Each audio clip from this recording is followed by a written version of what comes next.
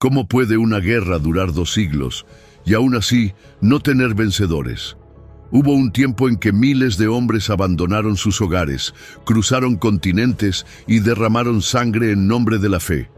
Un tiempo donde la palabra cruzada no era solo una guerra, era un llamado divino, una promesa de redención y una sentencia de muerte.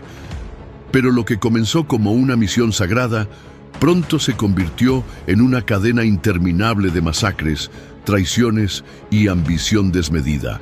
Hoy te llevamos al corazón de las cruzadas, desde la caída de Jerusalén hasta las cruzadas de los niños, pasando por reyes legendarios y líderes que cambiaron la historia. Prepárate para una historia de gloria, horror y consecuencias que aún resuenan en el mundo moderno. Pero antes de comenzar esta travesía, suscríbete al canal, comenta qué otra historia épica quieres ver y activa la campanita para no perderte nada. ¿Listos o no? ¡Comenzamos! En medio del desierto abrasador, rodeada de colinas de polvo y silencio, se alza Jerusalén, reluciente como una joya bajo el sol. Durante milenios, esta ciudad ha sido el corazón espiritual de 3 religiones, el epicentro de pasiones divinas y ambiciones humanas. A comienzos del siglo XI, Jerusalén no era solo un nombre en los textos sagrados. Era un símbolo vivo, palpitante, reverenciado por judíos, cristianos y musulmanes. Aunque estaba bajo dominio de un califato islámico, una frágil convivencia permitía que peregrinos de diferentes credos caminaran por sus calles, rezaran en sus templos y se inclinaran ante su historia sagrada. Pero esa paz sería efímera. En el año 1009, el califa al-Hakim, gobernante de la región, inició una persecución brutal contra cristianos y judíos. Iglesias fueron demolidas, cruces quemadas, reliquias destruidas. El Santo Sepulcro, lugar donde, según la tradición cristiana, Jesucristo fue enterrado y resucitado, fue profanado. La noticia de estos actos cruzó montañas y mares, encendiendo la indignación en los reinos cristianos de Europa como fuego sobre aceite. Para los señores feudales, reyes y clérigos del continente, esta agresión no era solo una afrenta religiosa, era una amenaza política, una oportunidad y una excusa. Cuando el emperador bizantino Alejo I pidió ayuda militar al Papa Urbano II para frenar el avance musulmán en Oriente, el pontífice no dudó. En el año 1095, ante una multitud fervorosa en Clermont, Francia, Urbano alzó su voz y pronunció palabras que cambiarían la historia. «Dios lo quiere». Ese grito resonó en toda Europa. Campesinos, nobles, caballeros y hasta niños comenzaron a coser cruces rojas en sus túnicas. No importaban las fronteras ni los idiomas. La promesa de redención, la gloria de liberar la Tierra Santa y el perdón de los pecados eran razones suficientes para que miles abandonaran sus hogares. Así nacieron los cruzados. Pero detrás del fervor espiritual también se escondían ambiciones más terrenales. Tierras, riquezas, títulos. El viaje hacia Jerusalén no solo era un acto de fe, sino una apuesta arriesgada por poder, aventura o muerte. Y así, con el estandarte de la cruz al viento y el eco de Deus Vult en sus labios, comenzó una de las campañas militares más prolongadas y complejas de la historia. Pero, ¿qué sucede cuando los primeros en responder al llamado no son soldados, sino campesinos sin armas ni disciplina? La tragedia apenas comenzaba. La noticia del llamado del Papa Urbano II se propagó como pólvora encendida. No tardó en llegar a las aldeas, a los pueblos olvidados por los señores feudales, a los conventos donde el hambre apretaba más que el cinturón de castidad. Allí, donde la ignorancia y la fe se entrelazaban como raíces en tierra árida, nació una ilusión tan poderosa como peligrosa. Dios quiere que vayamos, y nosotros iremos. No fueron reyes ni caballeros quienes partieron primero hacia Jerusalén. Fueron campesinos, Hombres con hoces en lugar de espadas, mujeres con hijos a cuestas, monjes que veían señales divinas en las estrellas. Casi 40.000 personas emprendieron una marcha que parecía más una procesión mística que una expedición militar. Iban guiados por predicadores apasionados como Pedro el Ermitaño, un fraile andrajoso con la voz de un profeta y el carisma de un Mesías. Pero la fe no alimenta estómagos y tampoco protege de las lanzas. A medida que cruzaban territorios cristianos rumbo al este, aquella muchedumbre se convirtió en una plaga. Necesitaban pan, agua, refugio, y lo tomaban por la fuerza cuando no lo encontraban. Aldeas enteras fueron saqueadas por los mismos que decían luchar por la redención. Y lo más oscuro, comenzaron a atacar comunidades judías en Europa, acusándolas de haber matado a Cristo. Así, la primera cruzada comenzó con masacres que nada tenían que ver con Jerusalén. La travesía fue larga y cruel. Muchos murieron de enfermedades, hambre o agotamiento. Cuando finalmente llegaron a territorio musulmán, los cruzados campesinos se enfrentaron con la realidad. Sus enemigos eran guerreros profesionales, armados y organizados. En la batalla contra los turcos selyúcidas, la cruzada popular fue completamente aniquilada. Decenas de miles murieron sin haber pisado la Tierra Santa. Habían partido con cantos de gloria. Morían entre gritos de desesperación. El fracaso fue total, pero también fue una advertencia. La fe ciega no bastaba. Si los cristianos querían conquistar Jerusalén, necesitarían algo más que entusiasmo. Necesitarían guerra. Y así, mientras los cuerpos aún yacían sin sepultura en las rutas de Asia Menor, una nueva cruzada se preparaba. Esta vez no vendrían con cánticos, sino con acero. El polvo todavía no se había sentado sobre los campos donde cayó la cruzada popular, cuando una nueva fuerza emergió desde Europa. Esta vez no eran campesinos, eran guerreros, nobles endurecidos por años de combate feudal, caballeros templarios recién formados, veteranos de 100 batallas, y con ellos un objetivo claro: conquistar Jerusalén a cualquier costo. En el año 1096 partió la primera cruzada oficial, compuesta por unos 30.000 soldados entrenados, entre ellos 5.000 caballeros acorazados. Venían de reinos distintos, hablaban diferentes lenguas y a menudo desconfiaban entre ellos, pero estaban unidos por algo más poderoso que las alianzas políticas: la promesa de la redención eterna y el botín de la Guerra Santa. El camino hacia la Tierra Santa no fue sencillo. Marcharon por Bizancio, cruzaron Anatolia, sitiaron fortalezas y libraron escaramuzas en cada paso. Pero el momento decisivo llegó en 1099, cuando las murallas de Jerusalén se alzaron ante ellos como una promesa divina y una fortaleza infernal. Durante semanas, los cruzados sitiaron la ciudad. Sin agua, bajo el sol abrasador del verano, improvisaron torres de asedio, treparon por las murallas, cavaron túneles, construyeron catapultas con árboles arrancados del desierto. Jerusalén, defendida por soldados musulmanes y poblada por civiles de todas las religiones, resistía, hasta que cayó. El 15 de julio de 1099, los cruzados rompieron las defensas y entraron a la ciudad como una tormenta de acero. Lo que siguió no fue una victoria, sino una masacre.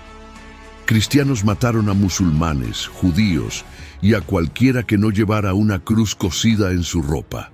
Las crónicas hablan de calles bañadas en sangre, de cadáveres apilados en los templos, de gritos que se apagaban bajo el peso de espadas sagradas. Uno de los cronistas cruzados escribió con fría devoción: la sangre llegaba hasta las rodillas de nuestros caballos.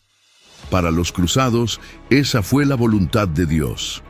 Para Jerusalén, fue el infierno en la tierra. La ciudad santa estaba finalmente en manos cristianas. Se instauró el reino de Jerusalén y la cruz flameó en las torres donde antes rezaban los almuédanos. Pero la conquista no trajo paz. La sangre derramada no había sido la última, sino solo la primera de muchas. Porque mientras los cruzados celebraban su victoria en el desierto, un nuevo enemigo ya comenzaba a prepararse, uno que no temía a las cruzadas y que cambiaría el rumbo de toda la guerra. La noticia recorrió los imperios como una maldición.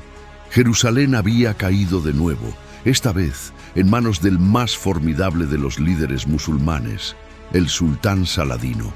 Era el año 1187 y con una estrategia brillante él había reunificado a los territorios islámicos, aplastado al ejército cruzado en la batalla de los Cuernos de Hattin y reconquistado la ciudad santa sin derramar sangre inocente, al menos no la suficiente para compararse con la masacre de 1099. Europa reaccionó con furia y vergüenza. Ya no era tiempo de campesinos ni de nobles menores. Era hora de los reyes. Así nació la Tercera Cruzada, conocida como la Cruzada de los Reyes, una campaña que reunió a tres de los más poderosos monarcas de la cristiandad: Federico Barbarroja, emperador del Sacro Imperio Romano Germánico; Felipe II de Francia, el ambicioso y calculador Augusto; y Ricardo Corazón de León, rey de Inglaterra, un guerrero legendario con más coraje que diplomacia. Juntos representaban la mayor fuerza militar jamás enviada a Tierra Santa, pero juntos no durarían mucho. Federico murió antes siquiera de llegar, ahogado en un río de Anatolia. Su ejército, desmoralizado, se dispersó. Felipe y Ricardo, rivales históricos, pronto se enfrentaron por liderazgos, botines y celos. Finalmente, fue Ricardo quien tomó el mando, enfrentando directamente a Saladino en una serie de combates épicos que aún hoy resuenan en las leyendas medievales. Las batallas entre Ricardo y Saladino fueron más que choques de espadas. Fueron un duelo de inteligencias, un juego de ajedrez entre dos mundos. Mientras Ricardo tomaba ciudades costeras como Acre y Jaffa, Saladino evitaba la confrontación directa, desgastando lentamente al enemigo. Y entonces ocurrió lo impensable, el respeto mutuo. Ambos líderes, aunque enemigos, admiraban la valentía y el honor del otro. En lugar de destruirse, negociaron. En 1192 firmaron una tregua. Jerusalén permanecería bajo control musulmán, pero los peregrinos cristianos tendrían libre acceso a los lugares santos. No era la victoria que Ricardo soñaba, pero sí una salida honorable de una guerra que no podía ganar. Los ejércitos regresaron a Europa, algunos con cicatrices, otros con gloria. Pero la Tierra Santa seguía dividida, y la lucha estaba lejos de terminar, porque mientras los reyes volvían a sus tronos, la llama de la cruzada aún ardía en los corazones de muchos. Y pronto sería usada por otros, no por fe, sino por ambición. Cuando el fervor se convierte en costumbre y la fe en moneda de cambio, los imperios comienzan a pudrirse desde dentro. Las cruzadas, que habían nacido como respuesta al llamado divino de liberar la Tierra Santa, se convirtieron en expediciones marcadas por la avaricia, la traición y la manipulación política. En el siglo XIII se lanza una nueva ofensiva, la Cuarta Cruzada. Esta vez no partía con el mismo ímpetu espiritual de las anteriores. Los reinos europeos estaban agotados, sus pueblos empobrecidos y sus reyes más interesados en resolver disputas internas que en conquistar ciudades lejanas. Pero Venecia tenía un plan. Los mercaderes venecianos, maestros de los mares y del comercio, ofrecieron sus barcos a los cruzados, pero con condiciones. A falta de pago, convencieron a los cruzados de atacar primero la ciudad cristiana de Zara, rival comercial de Venecia. Luego, les ofrecieron aún más oro para hacer lo impensable: invadir Constantinopla, la capital del Imperio Bizantino, un imperio cristiano oriental. En 1204, los cruzados saquearon Constantinopla con una brutalidad que ni siquiera habían mostrado en Jerusalén. Iglesias fueron profanadas, reliquias robadas, mujeres violadas y el fuego consumió bibliotecas y palacios. Por primera vez, los cruzados derramaban sangre cristiana en nombre de Cristo. La traición fue total. La cruz ya no era símbolo de redención, sino de poder. Las cruzadas posteriores, como la quinta, sexta y séptima, continuaron con menos gloria y más derrotas. En muchas, los cruzados eran simples instrumentos de papas y reyes para expandir sus intereses políticos. Incluso se organizó una cruzada de los niños, donde miles de menores fueron enviados con la ilusión de conquistar la Tierra Santa, y terminaron vendidos como esclavos o muertos en el camino. El sueño de un reino cristiano en Jerusalén se desvaneció lentamente hasta desaparecer por completo en 1291, cuando Acre, la última fortaleza cruzada en Oriente, cayó ante los musulmanes. Las cruzadas habían terminado. Lo que comenzó como una misión sagrada terminó como una advertencia histórica. Cuando la religión es utilizada como arma, incluso lo sagrado se corrompe. Pero los ecos de esas guerras aún resuenan. En el conflicto moderno, en las divisiones culturales, en los muros que aún separan Oriente de Occidente, las sombras de las cruzadas siguen vivas. Hoy, al caminar por las calles de Jerusalén, todavía se sienten las cicatrices de aquel pasado turbulento. Iglesias, mezquitas y sinagogas comparten espacios milenarios, mientras las tensiones siguen vivas como brasas bajo cenizas. Las cruzadas no fueron solo guerras de espadas, fueron batallas de ideas, de poder y de fe. Una historia que nos recuerda cuán peligrosas pueden ser las convicciones cuando se usan como armas, y cuánto puede perderse en nombre de lo sagrado. Porque a veces el verdadero enemigo no está del otro lado del muro, sino dentro de quienes lo construyen. Gracias por haber visto hasta aquí. Si te gustó este video y te apasiona este tipo de contenido, suscríbete al canal para no perderte los próximos videos y descubrir más historias fascinantes. Nos vemos en el próximo video.